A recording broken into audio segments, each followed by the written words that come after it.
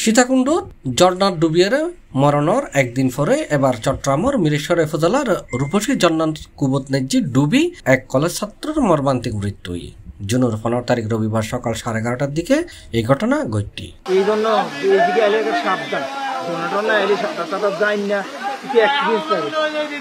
দুর্ঘটনায় নিহত ছাত্র নামুলদি আসিফউদ্দিন। চট্টগ্রাম নগরের সদরঘাট থানার পূর্ব মাদারবাড়ি হামালগেট এলাকার বাসিন্দা মোহাম্মদ গোলাফর ফাহ বলে জানা গিয়ে।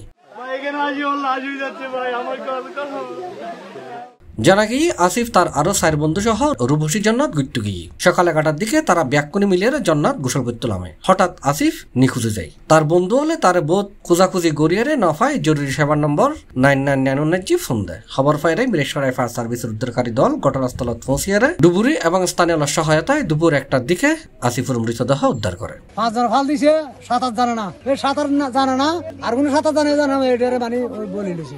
আমাদের এখানে রূপসী জন্নায় মিরেশ্বর থানায় 5 জন বন্ধু এসেছিল।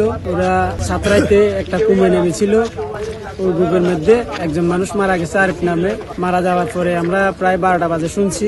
শোনার পরে আমরা ওকে গিয়ে আমরা এখানের জনগণে গিয়ে উদ্ধার করে নিয়ে আসছি। আমাদের সাথে ফায়ার সার্ভিস কর্মীরা ছিল, আমরা সবাই মিলে উদ্ধার করে নিয়ে আসছি। এই বিষয়ে মিরেশ্বর ফায়ার সার্ভিসের কর্মকর্তা টিম লিডার শাহলঙ্গ মারমা হই উদ্ধার করে কিন্তু আসিফকে পাওয়া যায় না। পরে আমরা জিজ্ঞেস করছে ওখানে কি কেউ পড়ে আছে কিনা, বলছে পড়ে গেছে একজন আসিফের নামে। তো আমরা যাইতে ওরা স্থানীয় লোকরা ওই লাশটারে তুলে রাখছে। আমরা তারপরে এখান থেকে আনার পর এই পুলিশের হাতে উদ্ধার করে নিয়ে আস। মিরেশ্বরের এই রূপসী জন্নাত আগেও বেশ কিছু মর্মান্তিক মৃত্যুর ঘটনা ঘটছিল। এসব জন্নানের যে এরপরও সচেতনতার অভাবে এরকম দুর্ঘটনা ঘটি যার।